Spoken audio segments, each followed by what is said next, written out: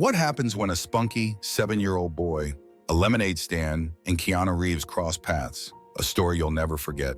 The summer heat was heavy in the air, the kind that made the asphalt shimmer and forced neighbors to seek shade. On a quiet suburban street in Santa Clarita, California, life went by unhurriedly. The lawns were perfectly trimmed, the sprinklers rattled rhythmically, and the scent of freshly mowed grass mingled with the faint smell of barbecue wafting in from some nearby houses. But for one little girl, this was no ordinary summer day. 7-year-old Emma was sitting on a small wooden stool, her feet barely touching the ground, as she carefully organized her lemonade stand. It was a simple setup: a folding table covered with a faded checkered tablecloth, a pitcher of lemonade sweating in the heat, and a small stack of plastic cups neatly piled to one side. The centerpiece was her handmade sign, an explosion of color with large, irregular lettering: Lemonade for Hope. Emma's determination was evident in every detail, from the way she adjusted the sign to make sure it was visible from the street to the bright smile she offered to each passing car. But what really set her apart was her purpose.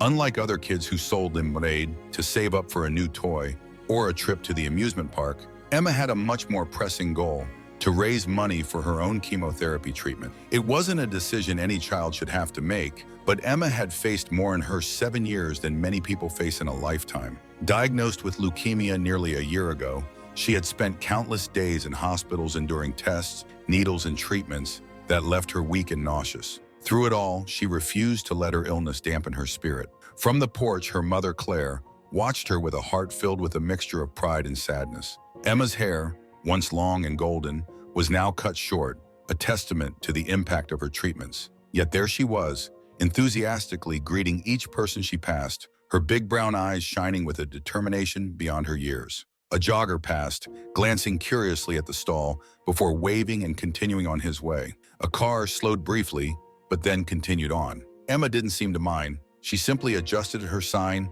poured herself a small glass of lemonade, and waited. Her first customer was a neighbor, Mrs. Henderson, who approached with her cane. "How much for a glass, honey?" she asked in a warm voice. $1, Emma replied with a smile. Mrs. Henderson handed her a $10 bill.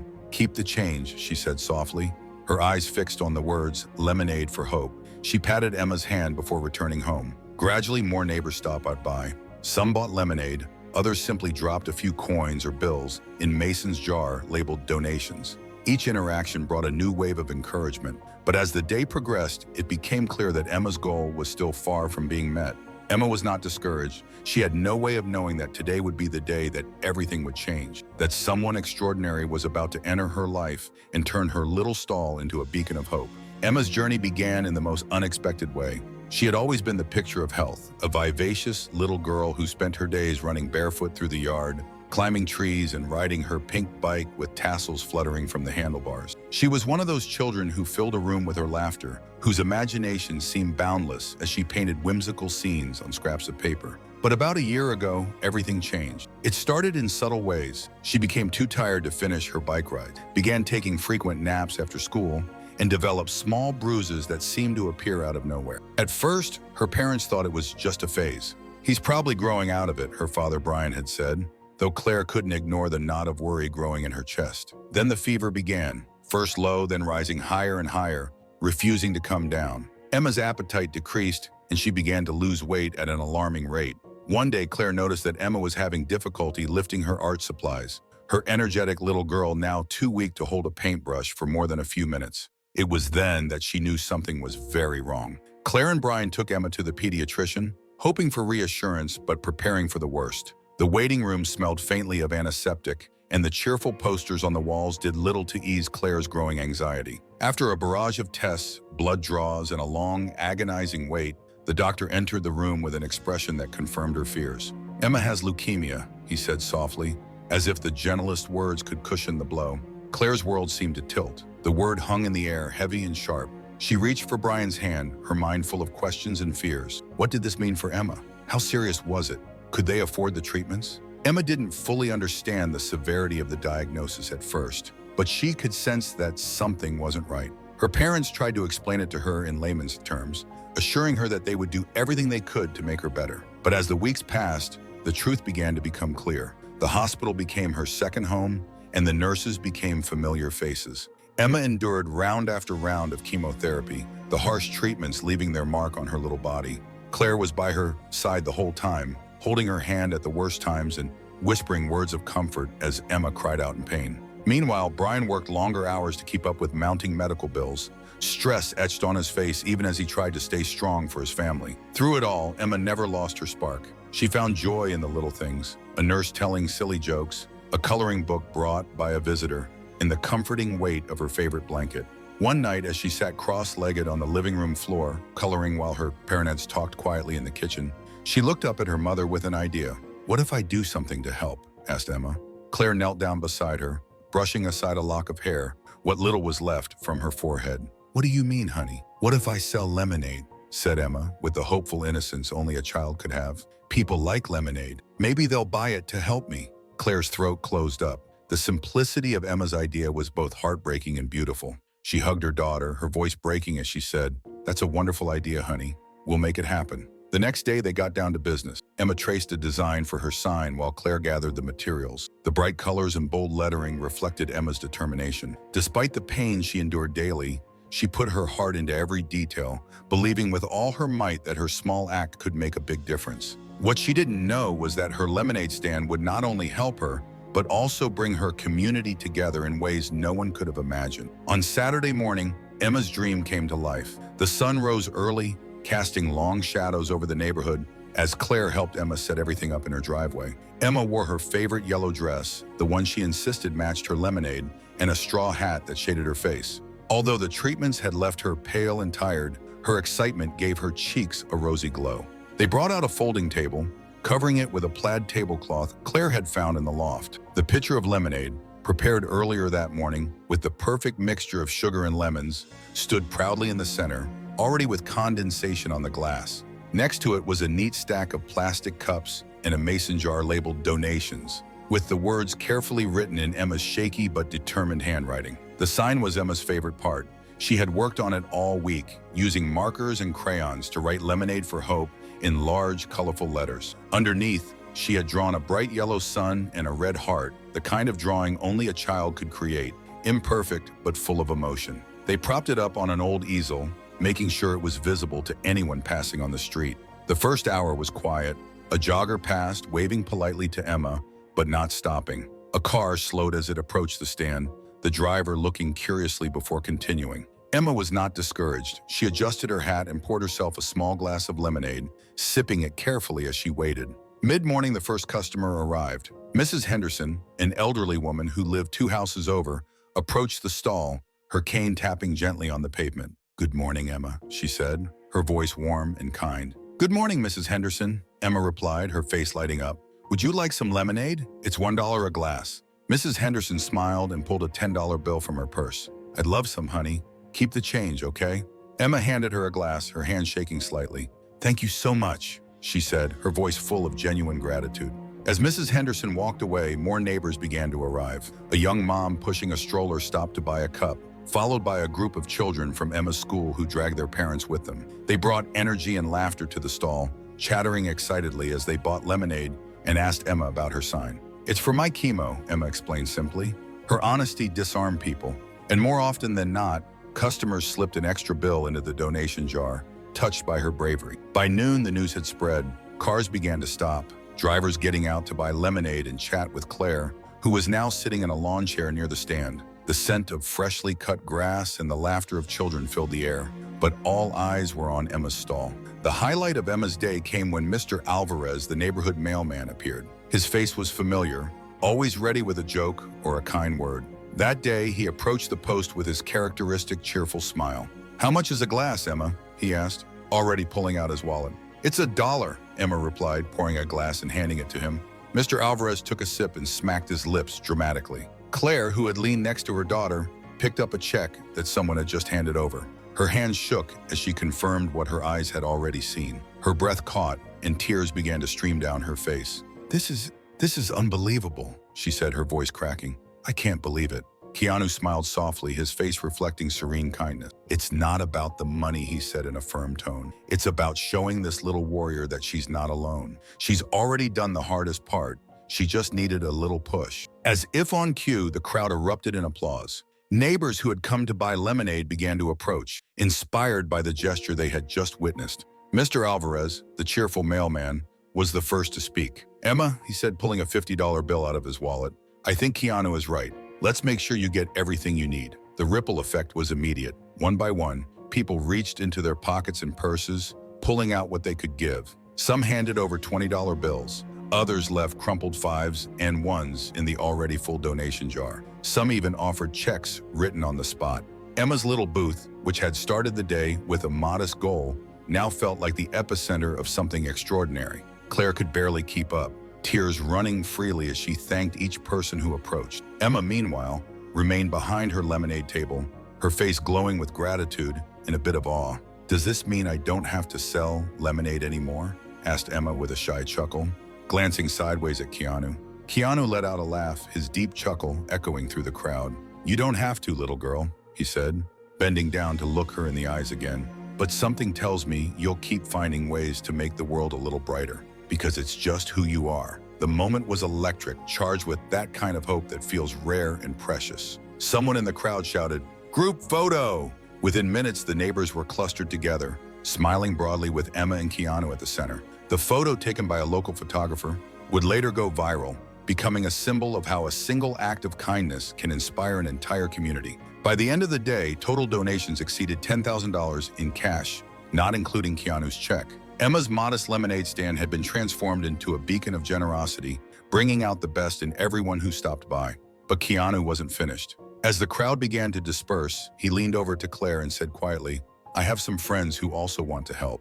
Don't be surprised if you hear from them in the next few days." Claire, still overwhelmed, nodded, her voice cracking as she replied, "Thank you. You've changed our lives." Keanu touched his imaginary hat and stood up, addressing the small crowd still standing there. "You have a very special little girl here," he said. "Take care of her and keep looking out for each other." With that said, he turned and walked away, his leather jacket glinting in the evening light as he disappeared down the street. The neighborhood watched him go, the weight of what had just happened settling in their hearts. But the story was not over. The impact of Keanu's generosity and the chain reaction it unleashed was about to spread far beyond this small suburban street.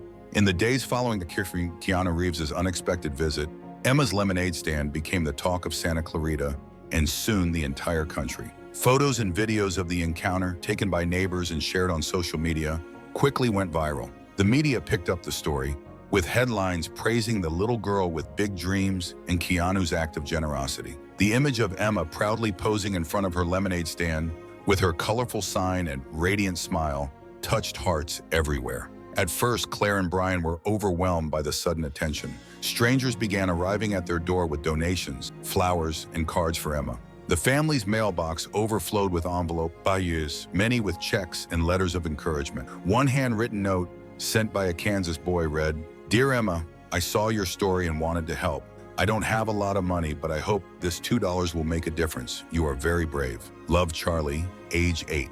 Emma was deeply touched. She carefully placed the letter in a shoebox she had begun to fill with all the cards and notes she received, insisting to her mother that they keep each one. "These people are helping me," he said one night as he carefully stacked the cards. "I want to remember them." But the story didn't just inspire individuals, it caught the attention of local businesses and charities. A nearby hospital got in touch, offering to cover any outstanding medical costs Emma's family might face. A popular lemonade brand sent her a year's supply of product, along with an emotional note. "Emma, your bravery reminds us of the sweetness of life. Keep inspiring the world." Claire and Brian watched in amazement as the burden that once seemed insurmountable began to ease. Medical bills, which had hung over their lives like a storm cloud, were now slowly being paid thanks to the generosity of strangers. It wasn't just financial support. Offers of help came from the community for food, transportation, and even childcare. The ripple effect of Keanu's act of kindness spread far beyond his small neighborhood.